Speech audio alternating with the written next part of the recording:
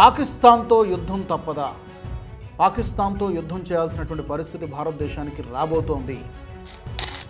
ఎందుకంటే మీరు పాకిస్తాన్కి ఇండిపెండెన్స్ వచ్చిన దగ్గర నుంచి గమనిస్తే ఈ రోజు వరకు కూడా ఏ ప్రభుత్వం కూడా పూర్తి టర్మ్ పరిపాలించలేకపోయింది. ఇరాన్ ఇజ్రాయెల్ మధ్య జరుగుతున్నటువంటి యుద్ధాన్ని పాకిస్తానీ ఆపిందనేటువంటి ఒక ప్రొజెక్షన్ తీసుకురావడానికి డొనాల్డ్ ట్రంప్ ప్రయత్నం చేశాడు. దాంట్లో భాగంగానే శాంతి చర్చలు జరిగాయి. బట్ అఫ్కోర్స్ అవి ఫెయిల్ అయ్యాయి.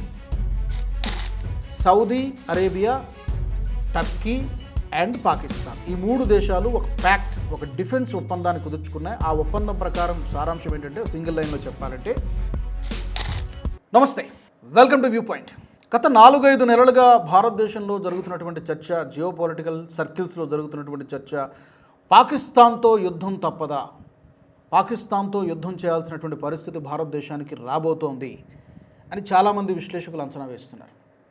దానికి చాలా కొన్ని డాట్స్ని మనం కనెక్ట్ చేస్తే అది నిజమేనేమో అనిపిస్తుంది. అది 2 నెలల్లో వస్తుందా, 3 నెలల్లో వస్తుందా, 6 నెలల్లో వస్తుందో చెప్పలేము. కానీ బట్ పాకిస్తాన్లో గత కొన్ని నెలలుగా జరుగుతున్నటువంటి పరిస్థితులు, ప్రస్తుతం జరుగుతున్నటువంటి పరిస్థితులు చూస్తే ఎస్, అలా రావడానికి 90% అవకాశాలు ఉన్నాయి. ఎందుకంటే హిస్టరీ మనకు అదే చెప్తోంది. భారత్ సంసిద్ధంగానే ఉందా? అఫ్కోర్స్ మన ప్రభుత్వం ఎప్పుడూ చెప్పింది, ఆపరేషన్ సింధూర్ తర్వాత కూడా ప్రకటించింది, ఇది విరామం మాత్రమే, ఫుల్ స్టాప్ కాదు. Operation Sindoor is on. ఎప్పుడు కావాలన్నా కూడా మేము అటాక్ చేయగలం, మా సైన్యం త్రివిధ దళాలు సర్వసన్నద్ధంగా ఉన్నాయని చెప్పి మన మోదీ గారి దగ్గర నుంచి మన డిఫెన్స్ మినిస్టర్ కూడా చెప్పారు. మనం వీఆర్ రెడీ, సంసిద్ధంగానే ఉన్నాం. కానీ ఎందుకు ఇప్పుడు పాకిస్తాన్కి యుద్ధం చేయాల్సినటువంటి అవసరం ఏముంది? ఇప్పటికే వాళ్ళకి చాలా రకరకాల దరిద్రాలన్నీ ఉన్నాయి కదా, ఆర్థిక సంక్షోభము, రాజకీయ సంక్షోభం, ఇవన్నీ కూడా ఉన్నాయి కదా. ఇప్పుడు పాకిస్తాన్ భారత్తో యుద్ధం చేయడానికి ఎందుకు ఉబలాట పడుతోంది, ఎందుకు ఆరాటపడుతుంది అంటే ఒక 3-4 కారణాలు మనకి ప్రధానంగా కనిపిస్తాయి. అందులో నెంబర్ వన్ ఏంటంటే, ఆపరేషన్ సింధూర్లో పాకిస్తాన్కి జరిగినటువంటి పరాభవం, ఘోరంగా వాళ్ళు చతికిలబడ్డారు. 2 అగ్రదేశాలు సపోర్ట్ చేసినా కూడా, పర్టికులర్గా చైనా నుంచి మెషినరీని, చైనా నుంచి వెపన్స్ని తెచ్చుకొని ఎయిర్ డిఫెన్స్ సిస్టమ్లు వీటన్నిటిని పెట్టుకొని కూడా పాకిస్తాన్ మన యొక్క దాడుల్ని, మన సైన్యం చేసినటువంటి దాడుల్ని ఆపలేకపోయింది, తిప్పి కొట్టలేకపోయింది. కొన్ని సైనిక స్థావరాలు ధ్వంసమయ్యాయి, కొన్ని టెర్రర్ క్యాంప్స్ని కూడా పూర్తిగా మన వాళ్ళు డిమాలిష్ చేశారు మన సైన్యం కేవలం 88 అవర్స్లో. ఇప్పుడు ఈ ఆపరేషన్ సింధూర్లో ఎదురైనటువంటి పరాభవానికి ఘోరమైనటువంటి, వాళ్ళకి చెప్పుకుంటున్నారు వాళ్ళ దేశంలో, మేమే గెలిచాం, మేమే విజయం సాధించామని చెప్పి అక్కడ ప్రజలకు ఒక రాంగ్ నెరేటివ్ స్ప్రెడ్ చేస్తున్నారు. దానికి ర్యాలీలు కూడా చేశారు. షాహిద్ అఫ్రీది లాంటి క్రికెటర్లు పాకిస్తాన్ గెలిచింది భారతదేశంపై అంటూ డబ్బాలు కొట్టుకుంటూ, కానీ జరిగింది వేరే, కానీ వాళ్ళు నెరేట్ చేసుకున్నటువంటిది వేరే. ఇప్పుడు దీనికి ప్రతీకారం ఎలాగైనా తీర్చుకోవాలని చెప్పి గత 7-8 నెలలుగా చాలా ప్రయత్నాలు పాకిస్తాన్ చేసింది. టెర్రర్ మాడ్యూల్స్ చాలా మన దేశంలో భగ్నం అయ్యాయి. ఒక 10కి పైగా టెర్రర్ మాడ్యూల్స్ భగ్నం అయ్యాయి. అది నెంబర్ 1 కారణం. రెండోది, పాకిస్తాన్లో పాలకుల్ని దించడం కోసం భారత్తో గొడవలు పెట్టుకోవడం అనేది చాలా పరిపాటి.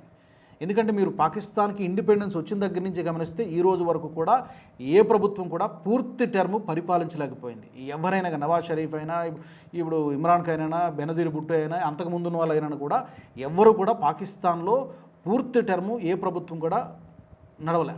సో అక్కడ పరిపాలకులను దించేయాలంటే ఏం చేయాలంటే, జనరల్గా వాళ్ళ ప్యాటర్న్ ఎలా ఉంటుందంటే భారతదేశంతో యుద్ధం చేయాలి. వాళ్ళ వైఫల్యాలని, ఫెయిల్యూర్స్ని కప్పిపుచ్చుకోవాలంటే భారత్ పైన మనం యుద్ధం చేయాలి. సో ప్రజల యొక్క దృష్టిని మరల్చడానికి, డైవర్ట్ చేయడానికి పాకిస్తాన్ సైన్యం ఆడుతున్నటువంటి, గతంలో ఆడినటువంటి ఒక పెద్ద డ్రామా ఏంటంటే, భారత్ని విలన్గా చూపించి భారత్పై విషం, ద్వేషాన్ని వచ్చేలాగా చేసి ఆర్మీ తన యొక్క పబ్బాన్ని గడుపుకుంటుంది. సో ఇప్పుడు కూడా అదే జరుగుతోంది. షహబాజ్ షరీఫ్ని పక్కకు నెట్టేయడానికి, నిజానికి షహబాజ్ షరీఫ్ అంత పెద్దగా ఫాలోయింగ్ ఉన్నటువంటి వ్యక్తి కూడా కాదు, అంత తెలివితేటలు ఉన్నటువంటి వ్యక్తి కూడా కాదు. నవాజ్ షరీఫ్తో కంపేర్ చేసుకుంటే నవాజ్ షరీఫ్ నిజానికి అంతో ఎంతో కొంత పబ్లిక్లో పలుకుబడి ఉన్నటువంటి వ్యక్తి. అలాంటి నవాజ్ షరీఫ్ని ప్రపంచం ముందు పిచ్చివాడిని చేశాడు అప్పట్లో ఉన్నటువంటి పర్వేజ్ ముషరఫ్. సైనిక పాలన, మార్షల్ లాని తీసుకొచ్చాడు. మీ అందరికీ గుర్తుండి ఉంటుంది అప్పట్లో. ఇప్పుడు ఆ నవాజ్ షరీఫ్ సోదరుడే ఇప్పుడు ప్రైమ్ మినిస్టర్గా ఉన్నటువంటి షహబాజ్ షరీఫ్. సో పర్వేజ్ ముషరఫ్ నవాజ్ షరీఫ్ని ఎలాగైతే వెర్రి వెంగళప్పని చేశాడో, ఇప్పుడు కూడా షహబాజ్ షరీఫ్ని అలాగే ప్రస్తుతం ఆసిమునూర్ చేసేటట్టుగా ప్రణాళికలు రచిస్తున్నట్టుగా కనబడుతోంది. అప్పుడు ఏం జరిగిందంటే, నవాజ్ షరీఫ్కి కనీసం ఇన్ఫర్మేషన్ కూడా లేకుండా బోర్డర్కి సైన్యాన్ని తరలించేసి భారత్తో యుద్ధం చేస్తున్నట్టు కానీ, కార్గిల్ వార్ సమయంలో భారత్తో యుద్ధం చేస్తున్నట్టు కానీ ఏమీ తెలియకుండా యుద్ధం చేసేసాడు. సో దేశంలో నెలకొన్నటువంటి ఫెయిల్యూర్స్కి కారణము ప్రధానమంత్రి కారణము. సో సిస్టమ్ ఫెయిల్ అయింది, ప్రభుత్వం ఫెయిల్ అయిందంటే నెక్స్ట్ జరిగేది ఏంటి, ఏం జరగాలి, ఆర్మీ టేక్ ఓవర్ చేయాలి. అలాంటి వాతావరణాన్ని క్రియేట్ చేశాడు పర్వేజ్ ముషరఫ్. ఆ విధంగా అప్పుడు పాకిస్తాన్లో మార్షల్లా అంటే సైనిక పరిపాలన తీసుకొచ్చాడు. తద్వారా తాను సైన్యాధిపతి మొత్తం శక్తివంతుడయ్యాడు పర్వేజ్ ముషరఫ్. సో ఇప్పుడు కూడా అలాంటి ప్యాటర్నే జరుగుతుందా? నిజానికి చెప్పాలంటే పర్వేజ్ ముషరఫ్ని ఆర్మీ చీఫ్గా పెట్టడానికి సైన్యంలో ఉన్నటువంటి 2-3 సీనియర్ అధికారులను కూడా కాదని అప్పట్లో పర్వేజ్ ముషరఫ్ని నవాజ్ షరీఫ్ ప్రమోట్ చేశాడు. ఆ కృతజ్ఞత కూడా లేకుండా నవాజ్ షరీఫ్ని పదవి నుంచి దించేశాడు అప్పట్లో పర్వేజ్ ముషరఫ్. సో ఇప్పుడు కూడా అదే జరగబోతోంది. రీసెంట్గా ఆసిమ్ మునీర్కి అత్యంత సన్నిహితుడైనటువంటి మొహసిన్ నఖ్వీ తాజాగా చేసినటువంటి కామెంట్స్ దేశంలో చాలా అరాచక పరిస్థితులు కనిపిస్తున్నాయి, అన్ఎంప్లాయ్మెంట్ పెరిగిపోయింది, ద్రవ్యోల్బణం పెరిగిపోయింది, చాలా దారుణమైనటువంటి పరిస్థితులు కనబడుతున్నాయని చెప్పి మొహసిన్ నఖ్వీ మాట్లాడాడు, ఓపెన్గా మాట్లాడాడు.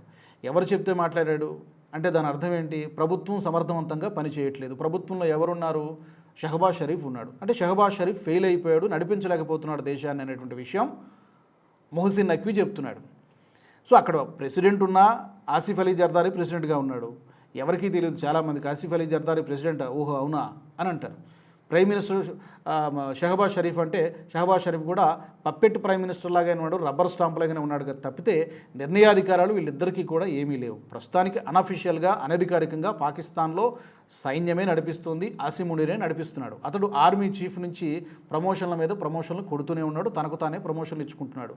ముందు ఆర్మీ చీఫ్ అన్నాడు, ఆర్మీ చీఫ్ నుంచి ఫీల్డ్ మార్షల్ అయ్యాడు, ఫీల్డ్ మార్షల్ నుంచి ఈ రోజున కొత్తగా ఒక పదవి క్రియేట్ చేసుకుని CDF అంటే చీఫ్ ఆఫ్ డిఫెన్స్ ఫోర్స్ అని గతంలో లేనటువంటి పదవిని ఒక దాన్ని క్రియేట్ చేసుకుని మొత్తం త్రివిధ దళాలను అంటే ఆర్మీ, ఎయిర్ ఫోర్స్, నేవీ వీటన్నిటిని కూడా నేనే కంట్రోల్ చేస్తాను అనేటువంటి దిశగా ఈ రోజున అంత శక్తివంతమైనటువంటి పొజిషన్లో ఉన్నాడు ఆసిమ్ మునీర్. ఇది కూడా సరిపోవట్లేనట్టుగా ఉంది.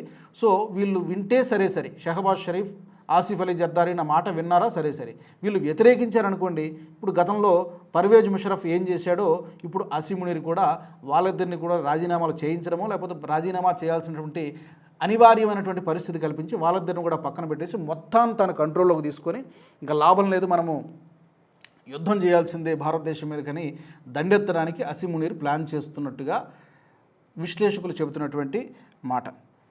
గతంలో జరిగింది ఇదే. సో ఇప్పుడు ఇంకొక ఇండికేషన్ కూడా ఏంటి, పాకిస్తాన్ ఎందుకు యుద్ధం కోసం ఉబలాట పడుతోంది, తహతహలాడుతుందంటే నేను చెప్పినప్పటికీ 2-3 పాయింట్స్ చెప్పాను. అమెరికాతో సన్నిహితంగా ఉన్నటువంటి ప్రతిసారి కూడా పాకిస్తాన్ భారత్తో యుద్ధం చేస్తుంది. గతంలో హిస్టరీ అదే చెప్తుంది. అఫ్కోర్స్ యుద్ధం జరిగినటువంటి ప్రతిసారి కూడా పాకిస్తాన్ ఓడిపోతూనే ఉంది. అది కార్గిల్ వార్ అయినా 1965 అయినా అంతకుముందు జరిగినటువంటి యుద్ధాలైనా కూడా పాకిస్తాన్ ఓడిపోతుందని తెలిసినా కూడా ప్రజలు నాశనం అయిపోతారు, పబ్లిక్ నాశనం అయిపోతుంది. కానీ సైన్యం మాత్రం అక్కడ ఉన్నటువంటి సైన్య అధికారులు మాత్రం మరింత ఉన్నత స్థానానికి వెళ్తారు, వాళ్ళ పదవులు చక్కబెట్టుకుంటారు, వాళ్ళు అధికారంలో ఉంటారు, వాళ్ళు పదవుల్ని అనుభవిస్తారు. రిటైర్ అయిపోయిన తర్వాత ఏ యూకేకో లేకపోతే ఇంకేదైనా కంట్రీకి వాళ్ళు చెక్ చేస్తారు. దేశం మొత్తం అధోగతి పాలైపోతుంది. అది జరిగింది గతంలో, ఇప్పుడు కూడా అదే జరుగుతుంది. ఆసిమ్ మునీర్ డొనాల్డ్ ట్రంప్తో కలిసి అదే ప్లాన్ చేస్తూ ఉన్నాడా? ఎందుకంటే గత కొన్ని నెలలుగా మనం చూస్తున్నాం అమెరికా పాకిస్తాన్తో చట్టాపట్టాలు వేసుకుని తిరుగుతోంది. 2 సార్లు వీళ్ళిద్దరినీ కూడా అమెరికా వైట్ హౌస్కు పిలిపించుకొని మరి షహబాజ్ షరీఫ్ని, ఆసిమ్ మునీర్ ముందు అక్కడే వెళ్ళాడు, ఆ తర్వాత ఇద్దరిని పిలిచాడు. వీళ్ళ దేశంలో దొరికినటువంటి కొన్ని రేర్ ఎర్త్ మినరల్స్ మా దేశంలో ఇవి ఉన్నాయి చూడండి అని చెప్పి ఒక బ్రీఫ్ కేసుతో చూపించాడు. ఇవన్నీ మీకే అన్నట్టుగా వాళ్ళు చూపించాడు. చాలామంది పాకిస్తాన్ ప్రజలే నువ్వు ప్రైమ్ మినిస్టర్వా లేకపోతే సేల్స్ మెన్వా అంటూ షహబాజ్ షరీఫ్ పైన సెటైర్లు కూడా వేశారు. సో అలా తయారైపోయింది పరిస్థితి. ఎందుకు పాకిస్తాన్తో అమెరికా సాన్నిహిత్యాన్ని ఫ్రెండ్షిప్ మెయింటైన్ చేస్తోందంటే భారత్కి ఇండైరెక్ట్గా లేదు డైరెక్ట్గానే ఒక మెసేజ్ ఇస్తోంది. మేము చెప్పినటువంటి మాట వినకపోతే మేము పాకిస్తాన్ని మీ దేశం పైకి ఉసుగొల్పుతాం, మీకు చిరకాల శత్రువైనటువంటి పాకిస్తాన్కి మేము సపోర్ట్ చేస్తాం. అది ఏ విధంగానైనా ఉండొచ్చు, ఆయుధాలు ఇస్తామా, డబ్బులు ఇస్తామా, F-16 మెయింటెనెన్స్ కోసం $1,000 కోట్ల డాలర్లు ఇస్తామా, అది చేసింది కూడా చేస్తూనే ఉంది. సో ఈ విధంగా పాకిస్తాన్ని మచ్చిక చేసుకోవడం వెనక అమెరికా యొక్క వ్యూహం ఏంటంటే భారత్ని తన దారిలోకి తీసుకురావడానికి అమెరికా ప్రయత్నం చేస్తుంది. దాంట్లో భాగంగానే వాళ్ళిద్దరూ ఫ్రెండ్షిప్ చేస్తున్నారు. ఇప్పటికీ కూడా భారతదేశం తన మాట వినడం లేదు. అందుకే ఈ మధ్యన 100% టారిఫ్ వేయడానికి ప్రెసిడెంట్కి పూర్తి అధికారాలు ఇచ్చేలాగా ఒక బిల్లును కూడా సెనేట్లోకి తీసుకొచ్చారు. రేపు ఎల్లుండో కాంగ్రెస్లో కూడా ప్రవేశపెడతారు, అది కూడా అయిపోతుంది.